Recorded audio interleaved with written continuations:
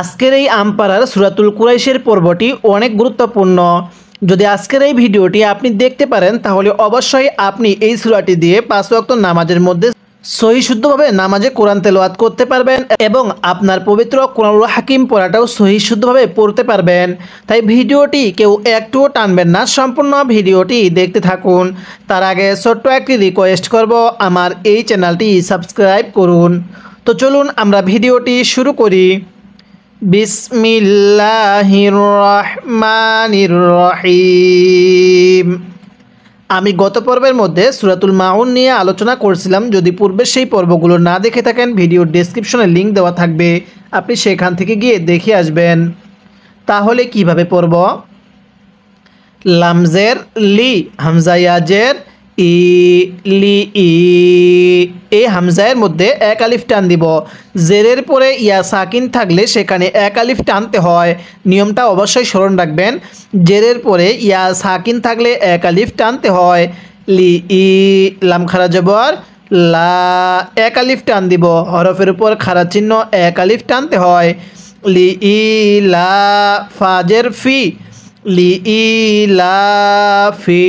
কফ পেশ উ, রয়া জবর রই, কু রয়, শিন দুই জের শিন, কুরই শিন। অনেকেই আমরা এখানে একটা ভুল করি, কুরাই শিন পড়ি, অর্থাৎ এটাকে কাপ পড়ি আর রয়া জবর রাই পড়ি। এরকমভাবে পড়লে পড়াটাও সহি শুদ্ধ হবে না এবং আপনি যখন এই সূরাটি দিয়ে নামাজ পড়বেন তখন নামাজটাও সহি শুদ্ধভাবে আদায় হবে না। তাই অবশ্যই আমপাড়ার পর্বটি অনেক গুরুত্বপূর্ণ, সেসব দিয়ে দেখতে থাকুন। তাহলে কিভাবে পড়ব? কুরাইশিন। এখন যদি ওয়াকফ করি তাহলে কুরাইশ, এই শিনের নিচে দুই জেরকে বাদ দিয়ে দিব এবং এখানে ওয়াকফের কারণে 3 আলিফ টান দিব।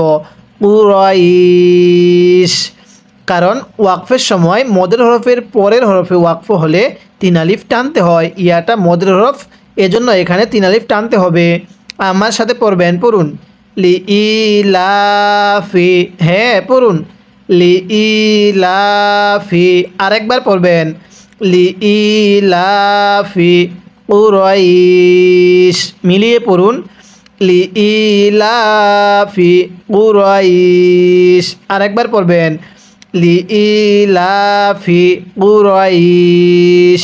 তা পড়ুন তাহলে আমার সাথে পড়ুন। লি ইলাফি কুরাইশ। এরপরে হামজা খারাজের ই, লাম খারা জবর লা, এই খারা জবরটা লামের উপর হবে। তাহলে ই লা, ফাজের ফি, হামিম জের হিম, ই লা ফি হিম। কীভাবে শিখব? ই লা ফি হিম। এরপরে র হাজের রিহ, লাম জবর লা, রিহ লা। অনেকেই এটাকে রেহলা পড়ি। যদি রেহলা পড়ি পড়াটা সহি শুদ্ধ হবে না। তাহলে কিভাবে পড়তে হবে? রিহ লা, তাসিন জবর তাস, রিহ লা তাস, শিন জের শি, রিহ লা তাস শি। তালিফ জবর তা, এই তায়ের মধ্যে আমরা 4 আলিফ টান দিব, কারণ মদের হরফের উপর মোটা চিহ্ন, এরপরে গোল হামজা, 4 আলিফ টানতে হয়। নিয়মটা অবশ্যই স্মরণ রাখবেন। মদের হরফের উপর মোটা চিহ্ন, এরপরে গোল হামজা, 4 আলিফ টানতে হয়। অবশ্যই নিয়মটিকে মুখস্থ করে নেবেন, যাতে করে কোরআনুল হাকিমের মধ্যে আপনার নিয়মটা যাতে করে আপনি যখন কোরআনুল হাকিম পড়বেন তখন আপনার জন্য টান দেওয়ার নিয়মগুলো সহজেই পড়তে পারেন। তাহলে ইলাফিহিম, রিহলা তাশিতা ই, ওয়াও সদ জবর ওয়াস, সতিয়া জবর সই, ওয়াস সই, ওয়াস সাই পড়া যাবে না, ওয়াস সই। ফাজের ফি, ওয়াস সই ফি। ওয়াকফ করলে ওয়াস সইফ। ওয়াকফের সময় 3 আলিফ টানতে হয়।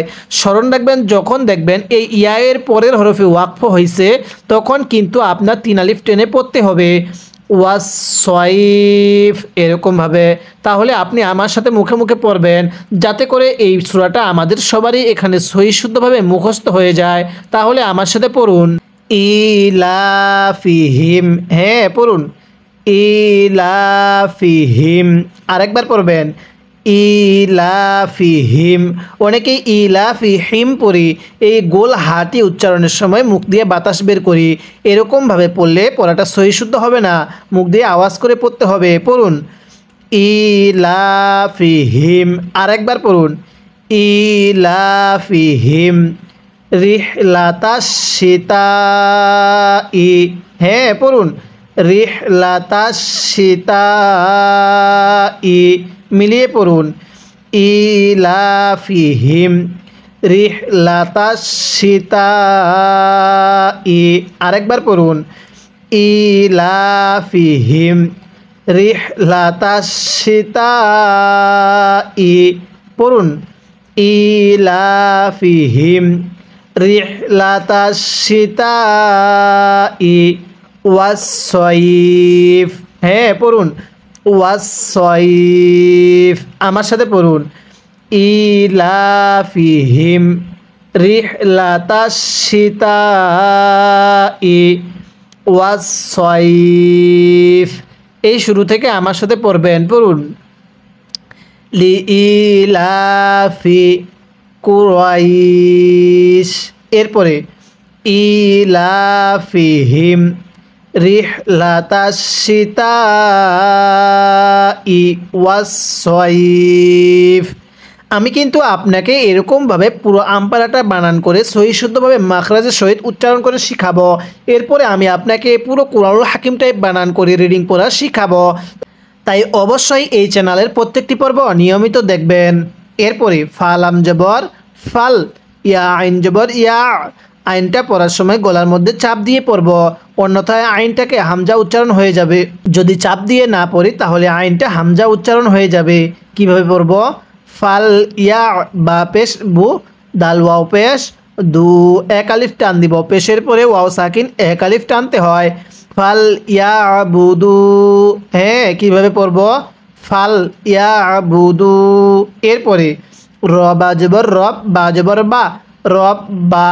ফাল ইয়া বুদু রব বা। হা খারা জবর হা, এক আলিফ টান দিব। হরফের উপর খাড়া চিহ্ন এক আলিফ টানতে হয়। জাল্লাম জবর জাল, হা জাল। বা ইয়া জবর বাই, তাজের তি, বাইতি। ওয়াকফ করলে কিভাবে পড়ব? বাইত। তাহলে ফাল ইয়াবুদু রব্বা হাযাল বাইত। আরেকবার আমার সাথে পড়ুন, ফাল ইয়াবুদু রব্বা হাযাল বাইত। হ্যাঁ আমার সাথে মুখে মুখে পড়বেন, পড়ুন, ফাল ইয়াবুদু। পড়ুন, ফাল ইয়াবুদু রব্বা। মিলিয়ে পড়ুন, ফাল ইয়াবুদু রব্বা। এরপরে হাযাল বাইত। কিভাবে পড়ব? হাযাল বাইত। শুরু থেকে আমার সাথে পড়বেন, পড়ুন, ফাল ইয়াবুদু রব্বা হাযাল বাইত। আরেকবার মিলিয়ে পড়বেন, ফাল ইয়াবুদু রব্বা হাযাল বাইত। এরপরে হামজা লাম জবর আল, লাম জবর লা, আল্লাহ।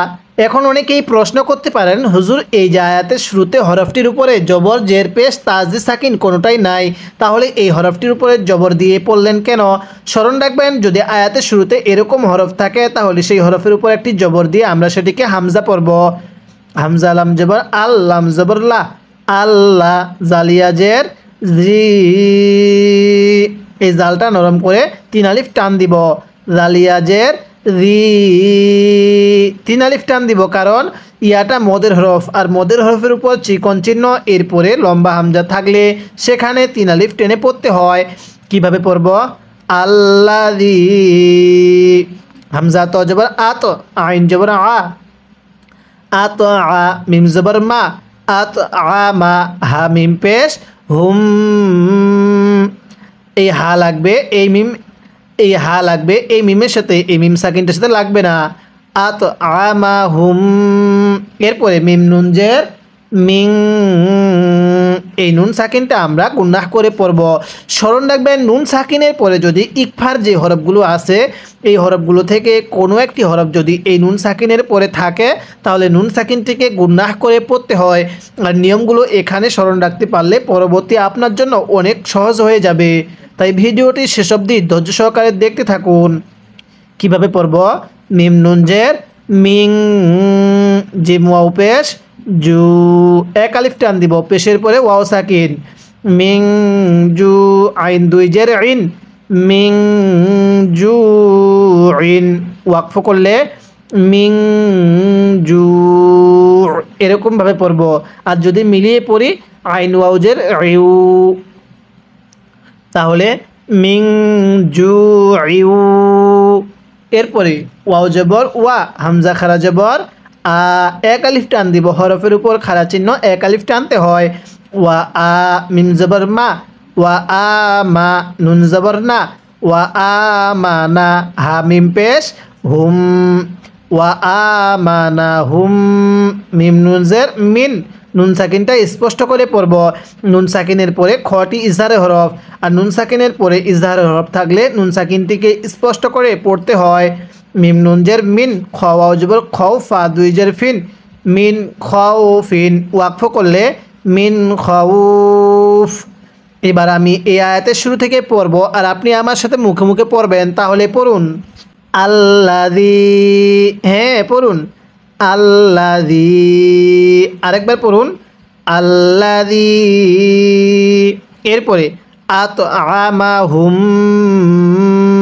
আমার সাথে মিলিয়ে পড়ুন আতআমাহুম, আরেকবার পড়বেন আতআমাহুম, হ্যাঁ মিলিয়ে পড়ুন আল্লাযী আতআমাহুম। এরপরে মিং জুইউ, পড়ুন মিং জুইউ, মিলিয়ে পড়ুন মিং জুইউ। এবার এখান থেকে মিলিয়ে পড়বেন, পড়ুন আল্লাযী আতআমাহুম মিং জুইউ। এরপরে আমার সাথে পড়ুন ওয়া আমানাহুম, এই নুনের মধ্যে আবার টান দিব না, ওয়া আমানা এরকমভাবে পড়ব না, আমার সাথে পড়ুন ওয়া আমানাহুম, হ্যাঁ পড়ুন ওয়া আমানাহুম মিন খাউফ, পড়ুন ওয়া আমানাহুম মিন খাউফ, আরেকবার পড়ুন ওয়া আমানাহুম মিন খাউফ। তাহলে এবার আমি এই সূরার শুরু থেকে এই শেষ পর্যন্ত একবার রিভিশন দিব, আর আপনি শুধু মনোযোগ সহকারে শুনবেন। এবং এই পুরা সূরার মধ্যে যদি আপনার কোনো একটি ভুল হয়ে থাকে তাহলে সেই ভুলটিকে আপনি শুদ্ধ করে নেবেন। কিভাবে পড়ব? বিসমিল্লাহির রহমানির রহিম, লিইলাফি কুরাইশ ইলাফিহিম রিহলাতাশ শিতাই ওয়াস সাইফ ফালইয়াবুদু রাব্ব হাযাল বাইত আল্লাযী আতআমাহুম মিন জু'। এরপরে ওয়া আমানাহুম মিন খাউফ, এরকমভাবে শিখব। অবশ্যই আপনি আমপারা সূরাগুলো সহি শুদ্ধভাবে শিখবেন, এরপরে মুখস্থ করবেন, যাতে করে পরবর্তী এই সূরাগুলো দিয়ে সহি শুদ্ধভাবে আপনি 5 ওয়াক্ত নামাজ আদায় করতে পারেন। এবং পবিত্র কুরআনুল হাকিম পড়াটা সহি শুদ্ধ করার জন্য এই চ্যানেলের প্রত্যেকটি পর্ব নিয়মিত দেখবেন। এবং আমি আপনাকে পুরো আমপারাটা এইভাবে শিখাবো, এরপরে পুরো কুরআনুল হাকিমটাই বানান করে শিখাবো। অবশ্যই এই চ্যানেলের প্রত্যেকটি পর্ব নিয়মিত দেখবেন এবং চ্যানেলটি সাবস্ক্রাইব করে রাখবেন। আজকের এই ভিডিওতে আমরা সূরাতুল কুরাইশটি নিয়ে আলোচনা করলাম, পরবর্তী পর্বের মধ্যে আমরা সূরাতুল ফিল নিয়ে আলোচনা করব। তাই অবশ্যই ভিডিওতে একটি লাইক দিয়ে দিবেন, যাতে করে এই ভিডিওটি আরও মানুষের কাছে পৌঁছে যায়।